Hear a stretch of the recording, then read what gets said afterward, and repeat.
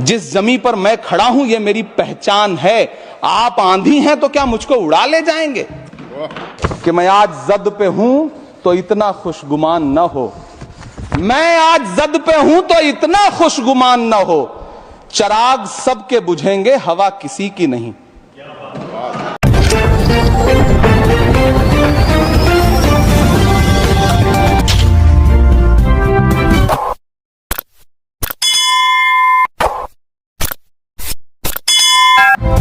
मैं हूं रियाज शाह और आप देख रहे हैं स्टार न्यूज मालेगांव चैनल। आइए नजर डालते हैं कुछ खास खबरों। कि मैं आज जद पे हूं तो इतना खुशगुमान न हो, मैं आज जद पे हूं तो इतना खुशगुमान न हो। चिराग सबके बुझेंगे, हवा किसी की नहीं।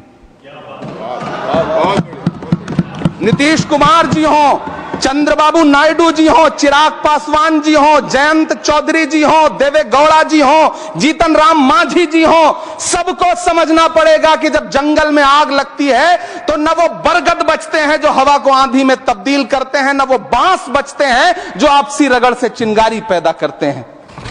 सभापति महोदय, जब देश को मनमोहन सिंह साहब जैसा काबिल प्रधानमंत्री मिलता है तो देश को आरटीआई जैसा एक्ट मिलता है, सेज जैसा एक्ट मिलता है, मनरेगा जैसा एक्ट मिलता है, लिबरलाइजेशन मिलता है, राइट टू एजुकेशन मिलता है, नेशनल फूड सिक्योरिटी एक्ट मिलता है। लेकिन जब देश को सौगातें मोदी मिलती है तो क्या मिलता है? सीए मिलता है, फॉर्म्स लॉ मिलता है, आर्टिकल 370 मिलता है, इलेक्टोरल बॉन्ड जैसा एक्ट मिलता है और वक्फ अमेंडमेंट एक्ट जैसे बिल देश को मिलते हैं। मुझे तो अपने हमवतन भाइयों से पूछना है कि आपको अपने बच्चों की तरक्की, खुशहाली और नौकरी की दरकार है या फिर मुसलमानों की दान की गई जमीनों को लूटकर धन्ना सेठों को देने की साजिश करने वाले कानून की? सभापति महोदय, यह सरकार रात के 3 बजे तक पूरे देश को जगा करके संसद में अपने ही नागरिकों को नीचा दिखाने के लिए वक्फ बिल ला रही थी, तो उधर रात के 1:30 बजे अमेरिका हम पर 26% टैरिफ लगा रहा था। सरकार की प्राथमिकताएं देश को पता। सभापति महोदय, मैं बहुत भावुक हूं आज, और मुझे अच्छा लगा कि आदरणीय नेता सदन जगत प्रकाश नड्डा जी ने बहुत अच्छी बातें भी की, मन से बातें की। क्योंकि उनके नाम में प्रकाश जुड़ा है तो मैं उनमें हमेशा एक रोशनी की किरण देखता हूं। मैं उनके सामने बहुत अदब से यह बात कहना चाहता हूं कि चिरागों के सफर में दबदबा हो आंधियों का तो फिर अंजाम जुल्मत के सिवा कुछ भी नहीं होगा। यह दुनिया नफरतों के आखिरी स्टेज पर है, इलाज इसका मोहब्बत के सिवा कुछ भी नहीं होगा। मैं भावुक हूं, मेरी पलकें गीली हैं।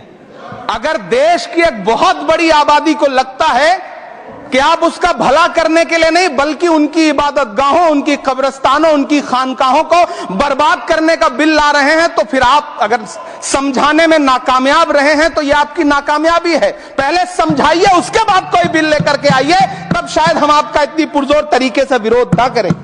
लेकिन सभापति महोदय, मैं अंत में सिर्फ इतना कहना चाहता हूं कि इस बिल में जो भी पॉइंट्स दिए गए हैं, बॉम्सी पोर्टल देख लीजिए, सरकार का झूठ आपको पकड़ में आ जाएगा। हम डरे नहीं हैं, हम सिर्फ सरकार से अपील कर रहे हैं कि हमें अपना समझिए। हम आपके अपने हैं, इस देश के नागरिक हैं और आप ताकत में हैं। संख्या बल के आधार पर बिल हो सकता है आप पास करा ले, लेकिन आपको यह बात समझनी पड़ेगी कि हम तो वो तारीख हैं, जहनों में रहना है जिसे, कागजी पुर्जे नहीं जो फाड़ डाले जाएंगे। जिस जमीन पर मैं खड़ा हूं ये मेरी पहचान है। आप आंधी हैं तो क्या मुझको उड़ा ले जाएंगे? आपको यह बात समझनी पड़ेगी।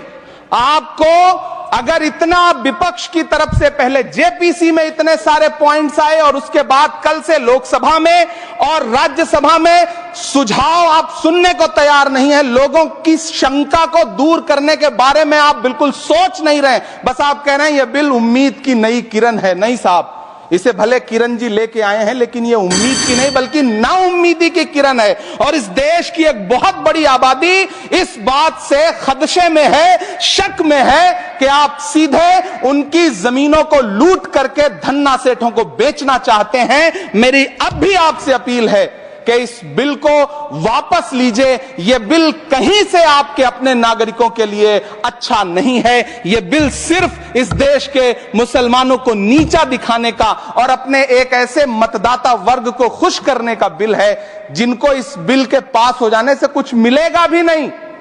लेकिन आप एक नैरेटिव देना चाहते हैं, एक मैसेज देना चाहते हैं। मेरी आपसे अपील है कि कृपया ये जो सबका साथ सबका विकास का नारा है, इस नारे को रत्ती भर तो चरित्रार्थ कर दीजिए। बहुत बहुत धन्यवाद। इस वीडियो को लाइक करें, हमारे चैनल को सब्सक्राइब कर बेल आइकन जरूर प्रेस करें। हम